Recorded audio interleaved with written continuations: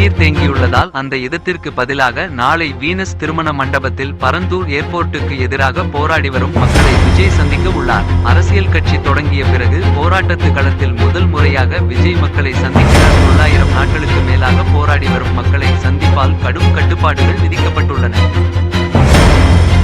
திவ்யா சத்யராஜ் திமுகவில் இணைந்தார். முற்றுப்புள்ளி. நடிகர் சத்யராஜின் மகளும் பிரபல ஊட்டச்சத்து நிபுணருமான திவ்யா திமுகவில் இணைந்தார். சென்னை அண்ணா அறிவாலயத்தில் முதல்வர் மு.க. ஸ்டாலின் முன்னிலையில் அவர் தன்னை கட்சியில் இணைத்து கொண்டார். கடந்த சில ஆண்டுகளாகவே அவர் பாஜகவுக்கு எதிராக அரசியல் கருத்துக்களை தெரிவித்து வந்த வண்ணம் இருந்தார். இதனை அடுத்து திமுகவில் இணைந்து அவர் தீவிர அரசியலில் செயல்பட உள்ளார்.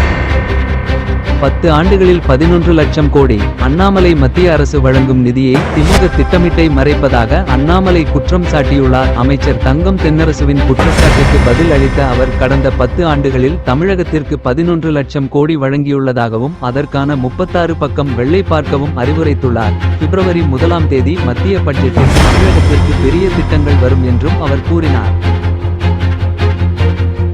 இபிஎஸ்க்கு பதிலடி கொடுத்த தங்கம் தென்னரசு மாநில நிதி நிலைமையை கட்டுக்குள் இருப்பதாக கூறிய அமைச்சர் தங்கம் தென்னரசு நிதியில் தவறான தகவலை கூறி வருவதாக சாட்டியுள்ளார். நிதி மேலாண்மையை நுட்பமான முறையில் கையாளுவதாகவும் மத்திய அரசு வரையறுத்துள்ள தமிழக அரசு கடன் வழங்கியுள்ளதாகவும் கூறியுள்ளார். மேலும் 2011 1.12 லட்சம் கோடியாக இருந்த பட்ஜெட் 2025 4.12 லட்சம் கோடியாக உயர்ந்துள்ளதாகவும் சுட்டிக்காட்டியுள்ளார்.